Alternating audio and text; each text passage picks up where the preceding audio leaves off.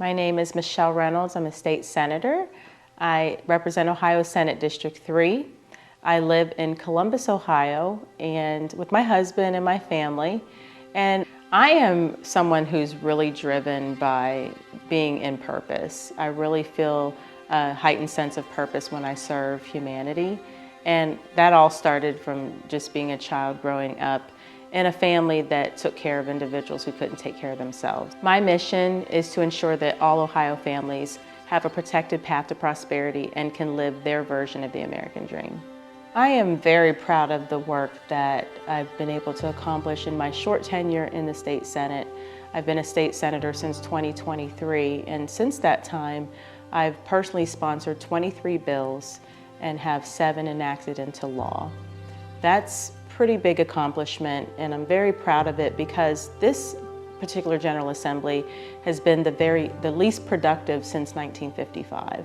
And there's a lot of reasons why, but that has not stopped me. As you know, I'm a very results-oriented person, and one of my flagship piece of legislation is my work on housing. I am the chair of the Senate Select Committee on Housing, which is the first chair and the first housing committee that we've actually focused on in the Ohio General Assembly. So my work in housing is very personal. You know, I come to the State House with a background in working in housing.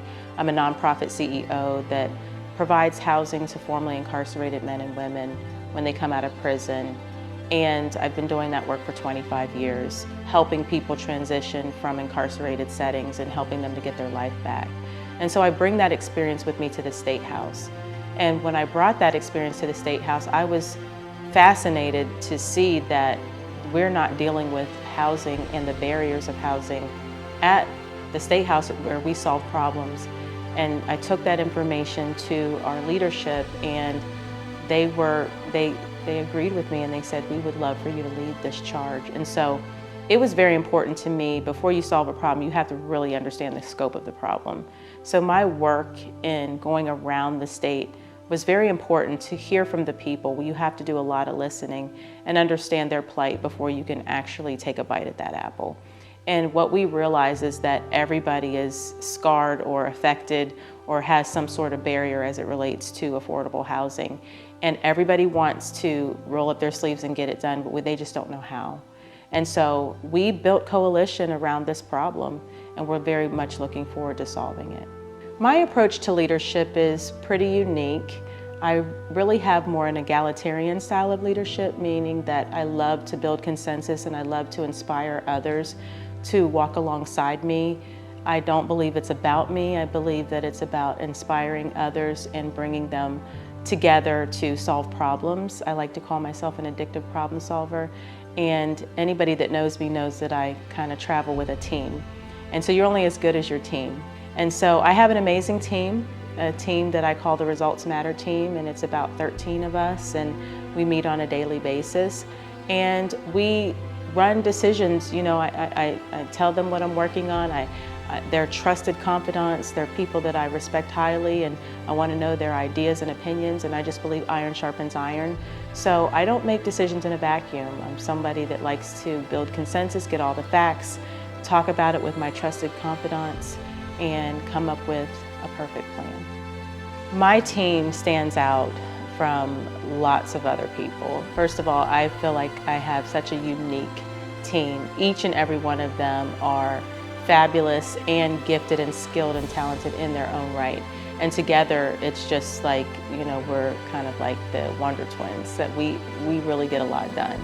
I think that we value each other, we respect each other's mind and what everybody brings to the table. And what's unique is that our team members feel like, you know, they own it. They're not just, you know, walking alongside me, they're a part of something. And so I think what makes us unique is that we share in this. It's all of our success, and we lift each other up and we pour into one another on a daily basis so everybody gets their needs met. Results matter to means promises made, promises kept. But it's even more than that. It's really about outcomes. It's about having a proven track record that when you say something, not only do you say it, you mean it. And people can quantify exactly what it is that you do. It's being able to measure results, it's being able to measure success, and to be able to know concretely that this is a trusted source and that whatever she puts her hand to, we're going to get accountability.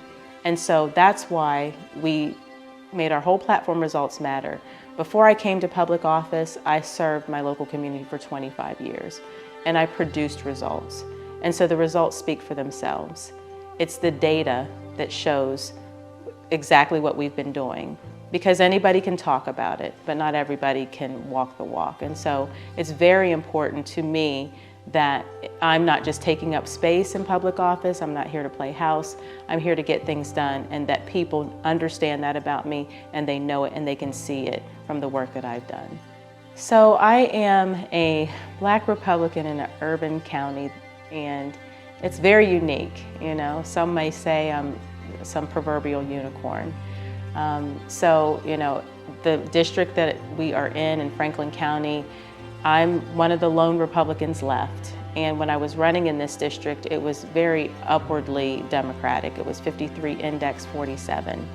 But we were able to win over Democratic crossover votes, independent votes, and our Republican base because we have the right message, and that message is Results Matter. And my sphere of influence has been able to capture bipartisan support with a very conservative message, but producing outcomes. And that was able to reach into areas that most Republicans have not been able to reach into. Our New American community, our faith-based community. We've even had lots of different organizations that have come on board that we've been able to coalesce around with our disability community, our veteran community, reentry community, as you know, and our business professionals. Just kind of every area we've been able to get that message and it's resonated. And now we're living in such intense times with inflation being very high, a border crisis, affordable housing, property taxes high. People just need help. And so where do they come to? You know, a lot of times we have to lean on each other. And so we've been able to take our message, and it has cut across all type of demographics, all age groups, you know, young people, older people, Black people, white people. We've been able to build those coalitions and teams. And it's all about building relationships, not just collaboration, but relationships. We don't leverage relationships. We lead people and we engage them and we invite them to be a part of our movement. I like to say that I want to be a role model, someone that leads by example. I have always been someone who has motivated and inspired others, but mainly because I feel a sense of duty, a sense of opening doors for other women by being the example that they need to see, by living in purpose and understanding that there's nothing that we can't accomplish together. I had a very strong role model in my life, my grandmother who raised me and my mother who raised me, and they were just very strong women, very inspiring women who were fierce, fearless, felt like they could do anything. They provided guidance and nurturing and support, and I've just always been that child with stars in my eyes that believed I could do anything and that I could inspire everybody to do anything alongside me. And for some reason, they believe me and that they'll follow me and they'll lock arms with me. But I just believe it's important to pour into other people, especially when you feel assigned to them.